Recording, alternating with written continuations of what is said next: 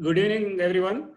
So we'll Good evening. start our Excel session, and I mean, some of you attended my last two classes. I can see a lot of new faces, so I thought it's good to start from the basic. I'll just go through very quickly through the basic. I know many of you already working, so I don't want to waste your time as well. So I'll just go through on the basic. Then we'll move on to some small additions and subtractions and formulas. Then we'll go to some more complex things. So definitely it's going to finish in 1 or 2 sessions. We'll have multiple sessions. So we'll start with the basic things. When you open Excel sheet, so you will have, this is Excel file, and these are the individual sheets. So one Excel file can have multiple sheets here. So you can add more sheets or delete the sheet as you require. And the top bar, this one is called the access toolbar, the one where you see the save button, the undo and redo buttons. This is called the quick access toolbar. By default, you may have only 2-3 buttons here, but you can customize this. So that I will show you in the next class or in the end of this class. And this is called, this box, the menu items where you see is the ribbon. This ribbon can be minimized. Suppose if I click here at the corner, so it can be minimized here. And you can click on any of this menu, so it will open up. And if you want to lock it, so there is a pin here, so you can, once you lock it, it remains there. Also, you can use Control F1, Control and F1 to toggle, minimize, or can hide or show this ribbon. This is useful when you work on more data, and if you want more screen space, you can minimize. And this is called the formula bar. This also can be expanded. So you can click here and just drag it. So when you are writing some if formula and all, you may require a lot of spaces. So you can drag it. So if you click on this arrow here, the right side, click here to bring it to the original size. So this is called the name box. Presently, you can see this is a E21. This E21 is the cell address. So this cell address is the one what is showing here. So suppose if my cursor is here, I'm just coloring it.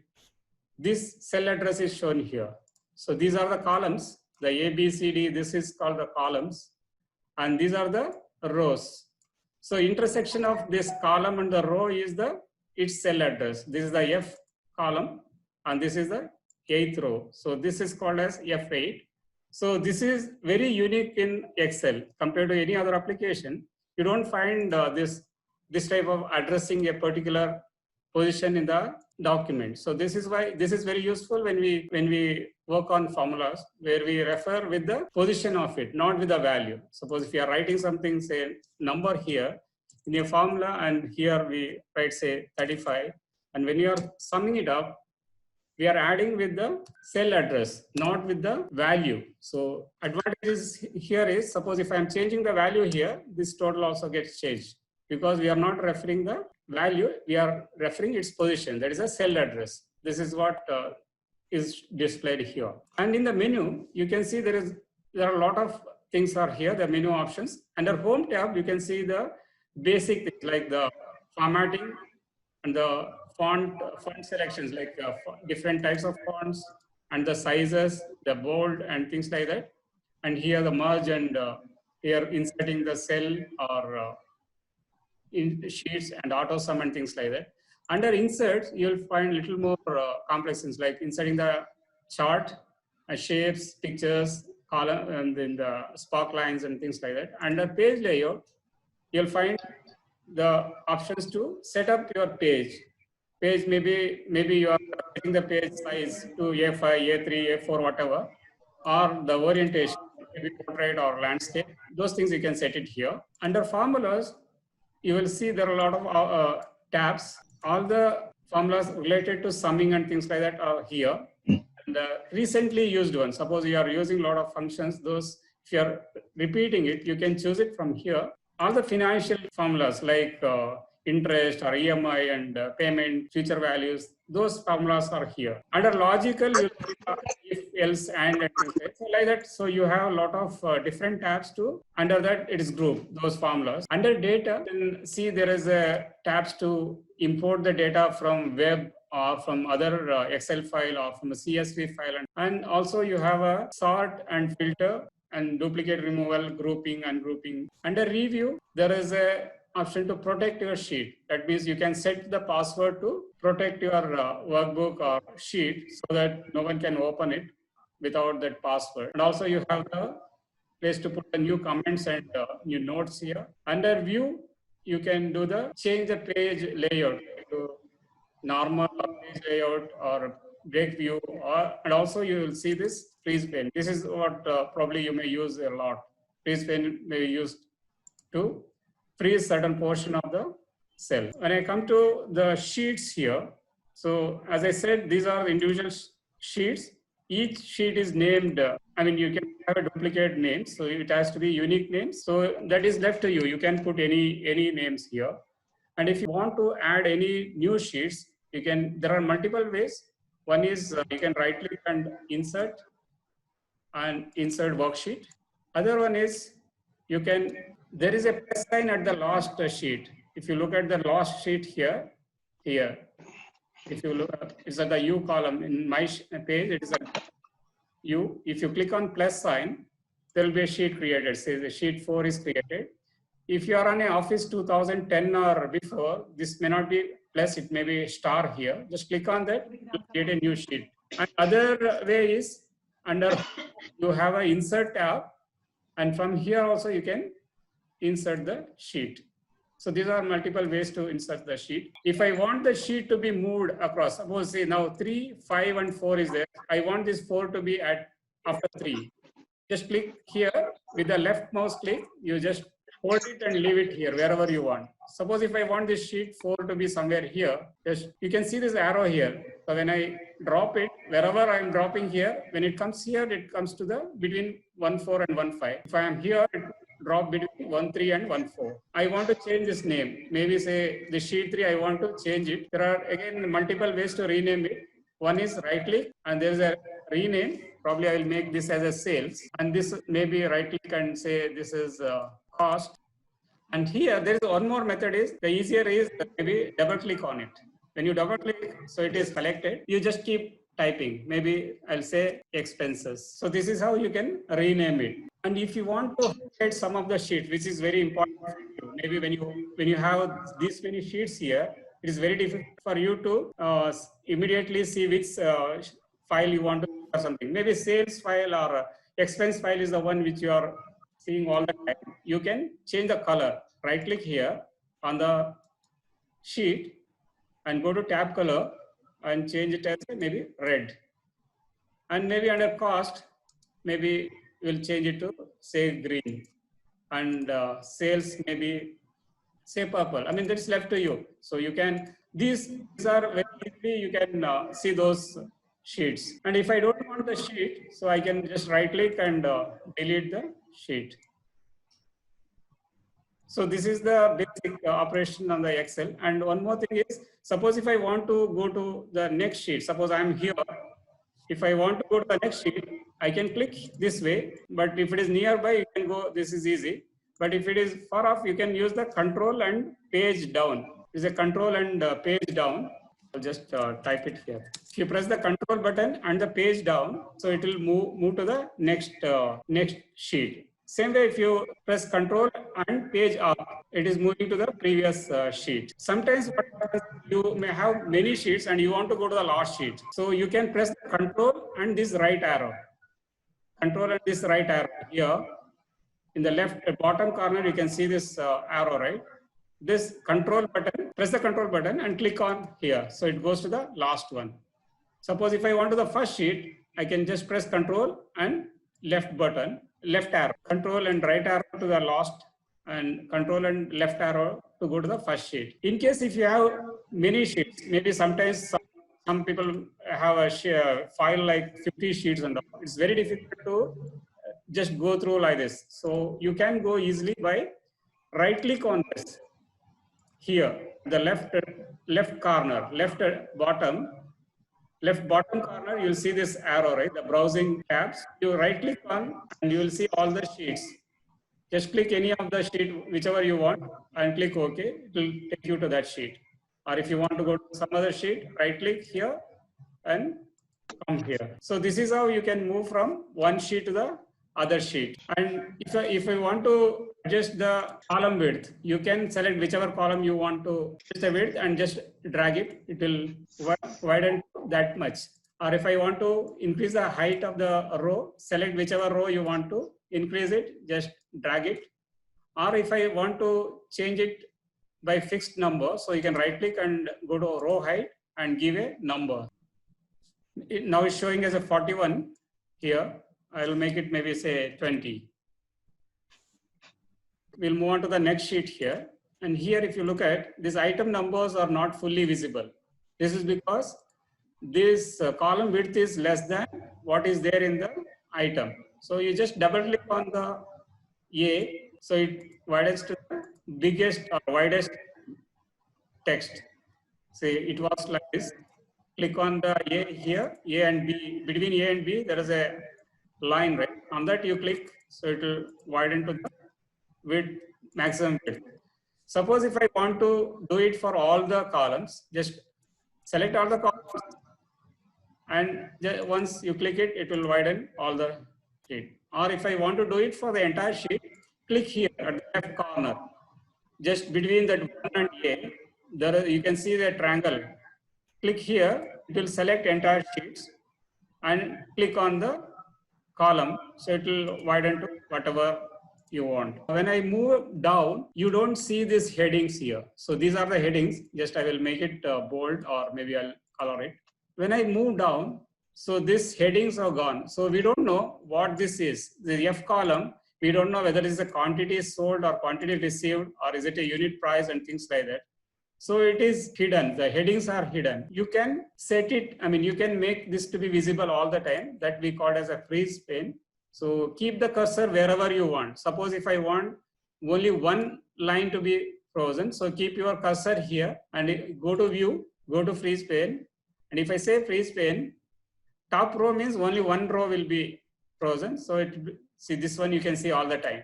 But what we want is, we want even the item number, item description, the second row also to be visible. So go here again, unfreeze, and keep your cursor here, not in the second row.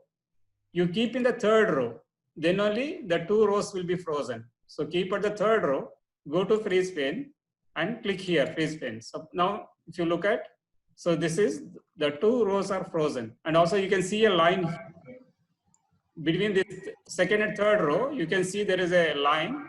This indicates that this is frozen. So wherever you are, you will know, so, okay, this column is for quantity sold and this is for the quantity received.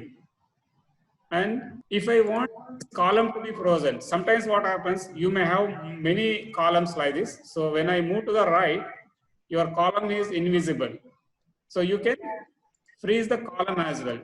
So suppose if I want this A column to be frozen, and also I want this row to be frozen. So you keep the cursor here in the third row. So I'll just highlight that with a different color, then you'll know. So keep the cursor here. That means whatever is at the left of this cursor, whatever above this cursor will be frozen. So go to view, freeze pane. So now this is frozen, the two rows are frozen. And if you come to this, so the item number is always visible. So this is very useful. Suppose if you are maintaining a payroll, employee payroll or something, you may have many columns like age, salary, date of birth and things like that. So you may have multiple columns. When you move to the right, you will lose track of which employee is this belongs to. So better to, I mean, in that case, you may require to freeze it. We'll come to the autofill. I don't know whether you are following on your Excel sheet. Maybe it's difficult for you unless you have two laptops. Probably you can watch me doing here and you can do it yourself. And we'll see the autofill option. Autofill option is very useful in Excel. That means no need to enter a lot of data entry. I mean, when you are doing a lot of data entry, so it takes a lot of time, but autofill option will save a lot of time. Suppose if I want to put serial numbers, say like 1, 2, 3, 4, what you can do is type the number here, and but when I just put the 1 and drag it, it is not giving me 1, 2, 3, 4 because Excel is not able to recognize what you wanted. So we had to give a pattern here. If I want 1, 2, 3, 4, give 1, 2 and drag it at the right corner here. When I select here, at the right corner, you will see there is a dot. Hold here with the left mouse and drag it. So it will give you the serial number. Suppose if I 5, 10, 15 like that, just type 5 and 10 here and select both and drag it. So you are getting 5, 10, 15. In case if I want the dates, 1st January, 2nd January kind of thing, so you can just type 1st January and drag it. So it's giving you 1st, 2nd, 3rd, and suppose if I want end of the, maybe you are preparing some payment schedule or something, you want end of the month, you don't want to type it manually. So if I just type 31st January and drag it, Excel doesn't know what you are intent to. It doesn't, so it just giving you the next day. So what you should do is, you just type the last day of the next month, that is February 19, 28th February 19. Now you select both and then drag it. So it's giving you 31st Jan, 28th February, 31st March, like that. Suppose if I want the month, just type Jan and drag it. If I want full month, type January, then drag it. If I want the day, Monday, just month, small letters. If I want the capital letters, uppercase, you just type it like this. Or full day if you want, just type and just drag it. Some cases, if you want to create, say, maybe employee ID 1, 2, 3 like that. So just type EMP001 and drag it. It's going to give you EMP00203 like that, or product 1 and like this, and like this. I think these are things probably you'll be using it. You are using it already. So just maybe if you are not done before, just you can make use of it instead of typing all the time. So we'll go to the formatting. Formattings, say here, if you look at these all not clearly visible. There is no border or anything. So if I want to format it, I'll just make a copy of it. I'll show you a different method how to do it. One method is, so you can select this, make it bold, make it center here. And also you can select everything, Control A to select everything, Control A. And maybe I will set the border and thick border at the outside. And maybe this one I can make it highlight. This is one method. And also maybe select all the numbers and click here to make it decimals. And also you have to click here to expand this column. Other method is select the data, go to format as table. Here you will find a lot of options. Maybe I'll select this one. It will prompt you, there is a header. So yes, this is a header, click OK. So it will give you different, suppose if I want a different one, you can always go. If I go here again, I can change it, just highlight here. So it is showing you, whichever you are liking, you can stop there and do it. So this is a easier method. One more advantage, suppose here if I'm adding a profit and typing something, and again, this format is not copied. This is not there. Again, you have to do it. But here, if I do it, this is the same style is copied to the next line as well. So this is one more advantage of having like a table. Okay, we'll see some formulas, write some formulas. And also to insert a column, you can use Control and plus. Control plus will insert to insert a column or insert a row, and Control minus delete it. So there's a shortcut for it. And format this, maybe we'll put the heading here and select everything and make it border. So write some of the formulas, some simple formula. See here, you can see there is a quantity received and there is a quantity sold. If I want to know what is the balance or quantity in stock, so we can write the formula like, the formula starts with a equal sign. Put the equal sign and the quantity received is here. So quantity received plus quantity sold. So this will give you the balance. So if you look at, if I press F2, function F2 key, it will show you which all key it is, which all cell it is referring to. blue colored one is here. This is the E2. This is F2. So press escape to come out of it. When I press F2, it goes to the edit mode, and press escape to come out of it. Same formula, no need to write again here. Just click here and you can drag it. This is one way to copy it. If you look at the formula here, it is referring to the cell here in this row. If you look at the formula here, it is referring to the row 7, E7 minus F7. This is one way of copying it. If you don't want to do that, you can just double click at the down corner here. So it will copy the formula up to here. This is one. Otherwise, you can copy, Control C, copy, select the cell and Control V. This is how you can extend your formula here. If I want to know the amount or the inventory stock amount, the quantity in stock is 5. Probably I will zoom it little. So zooming is here at the right. You can see there is a zoom, or you can use your mouse itself. You can just press the control button and the wheel in the mouse, the center wheel, no, you can just push it forward or backward. When you push it forward, it is going to zoom out. The roller in your mouse, you can use control and the roller. Amount is equals quantity in stock multiply. Multiply is a star.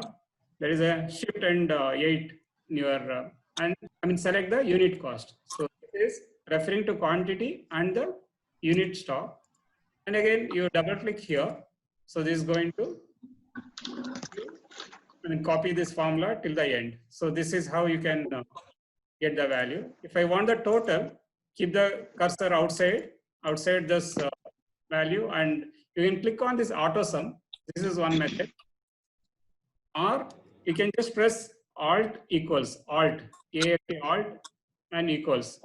And be careful that there is a series, the range selected. You have to see whether this is selecting everything. Sometimes what happens is, suppose if this is not there, if I say Alt equals, it is not going to select everything. So again, you have to drag it like this.